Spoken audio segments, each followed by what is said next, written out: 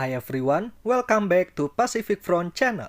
We're almost at the end of the year, and you old viewers must already know what time it is, right? You are correct. Today, we will look back at everything that the Indonesian Armed Forces ordered, built, and received month by month. What did they get this year? Also, have any procurement from last year made progress? Without further ado, let's jump into the video. Starting from January, the final tranche of 18 Rafale orders for the Air Force came into effect this month. This follows the effective contract in September 2022 and August 2023 for 6 and 18 aircraft respectively.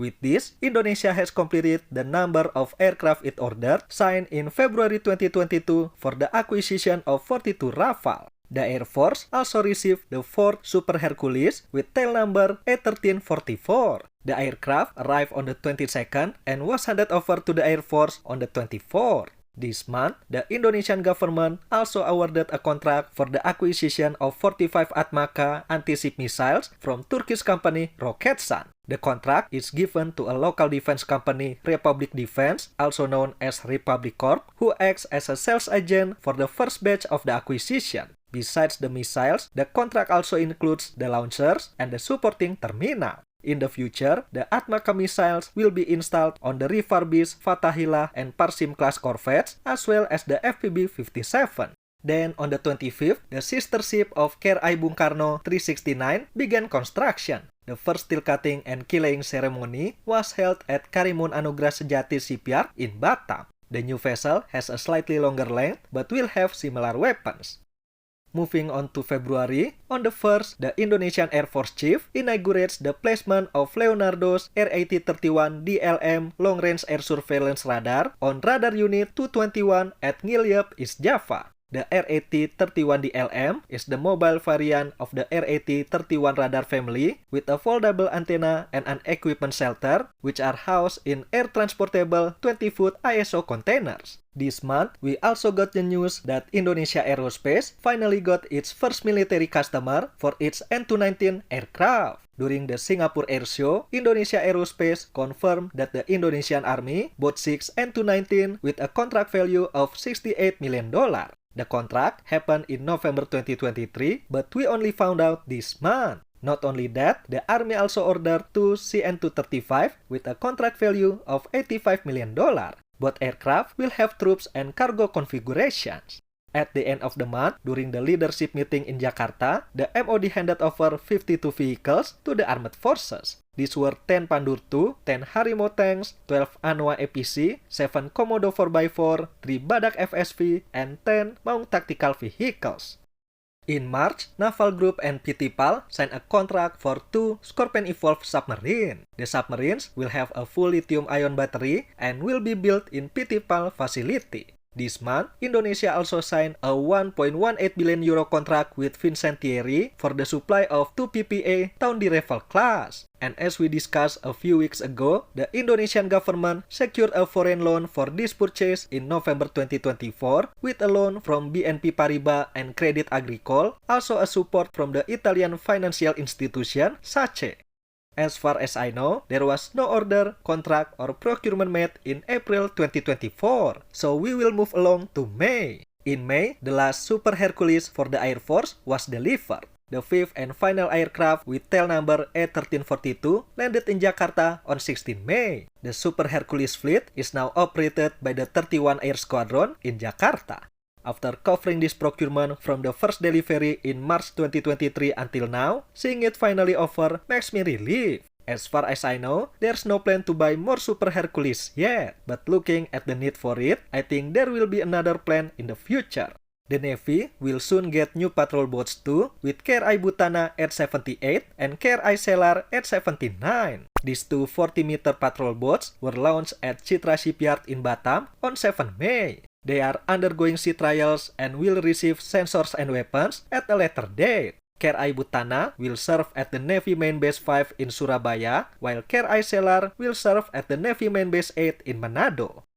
June is the Navy month because this month, 2 new vessels started construction. On the 5th, Fittipaldi held the first steel cutting ceremony for the second Red White frigate for the Navy. Breaking the timeline a little bit, Fittipaldi held the keel laying ceremony last month, 4 months faster than scheduled. A week later on 12 June, local shipbuilder Palindo Marine also held a keel laying ceremony for a 60-meter fast attack craft for the Navy. This is a different design from Fittipaldi fast attack craft with an overall length of 67 meters and displacement of around 600 tons. We still don't know what the anti-ship missiles will be, but rumor has it she will be equipped with a 67mm naval gun. Entering the second half of the year, the Air Force grabbed the center stage. On the 18th, the 17th Air Squadron VIP and VVIP received one Boeing 737-800.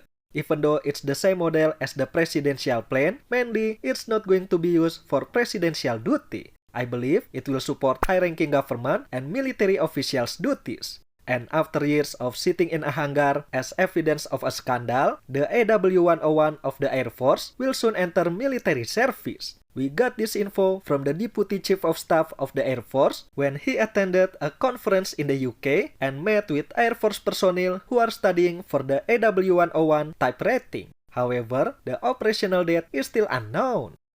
In early August, the Air Force Chief said the Indonesian Air Force will soon operate Bayraktar TB2 from Turkey alongside Anka ordered last year. Even though the details of this deal haven't been revealed, Shepard Defense Insight predicts the contract value is around $48.4 million for 9 drones. Both TB2 and Anka will serve under the newly established Recon Squadrons, the 53 and 54 Air Squadrons. This month, the Air Force also got the second Falcon 8X from Dassault Aviation. The aircraft will serve under the 17th Air Squadron to support high-ranking officers' duty. Moving on to September, on the 18th, Indonesian private shipbuilder PTDRU launched the first OPV-90 ordered by the MOD. Although the ship is categorized as an OPV, the Navy named it KRI Raja Haji Fisabilillah with pena number 391. Then 2 days later, they launched the second OPV named KRI Rukas Rumkorem 392. The MOD ordered 2 OPVs from PTDRU back in 2021 to fill the gap in the Navy's patrol assets. The OPV-90 will be armed with Leonardo 76mm Super Rapid, 35mm Millennium gun, and 8 anti-ship missiles. However, I found conflicting info on what it will be. Some sources said it would be Atmaka, while another said it would be Exocet. I guess we just have to wait to find out. In early October, the MOD handed over hundreds of military vehicles to the armed forces. The ceremony was held just days before the Armed Forces anniversary in Jakarta. These vehicles include 250 Maung MV3 tactical vehicles, 8 Harimau tanks, 23 Pandur II, 9 Anoa APC, and 6 Komodo 4x4. This ceremony also marked the completion of Harimau tanks and Pandur orders. Weeks later, Indonesia Aerospace handed over the 6 NC-212I from 9 aircraft ordered by the MOD. This aircraft now serve under the 4th Air Squadron based in Malang. According to the plan, the 7 aircraft will be delivered in February 2025. This month, we also saw a new era of the Navy's fast attack craft fleet. The first of 2 KCR-70 ordered by the MOD started construction in Turkey. The first steel cutting ceremony was held on the 31st at the Thais facility in Sevin Shipyard. The KCR-70 is based on the Thais FACM-70 design, which can sail up to 40 knots and is equipped with a 76mm main gun, 8 anti-ship missiles, and seaweeds. This is a leap in technology compared to the existing fast attack craft fleet. Besides the loan agreement for the 2 PPAs and the keel laying ceremony, which I already mentioned in March and June, there was no other noticeable news happening in November. And the same goes for this month. At least until I make the script for this video, there are no procurement updates in December for the Indonesian Armed Forces yet. My gut feeling says the MOD will reveal some of their plans next month during the Indo Defense 2024 that has been rescheduled to late January 2025. And that's it for today. Everything that Indonesia ordered, bought, and received in 2024. Did I miss something? Let me know in the comment section below. Some of the equipment I mentioned in this video has been covered before, so if you miss it or are new to the channel, feel free to check my other videos. Thank you for watching everyone. Happy holiday and I'll see you in the next one.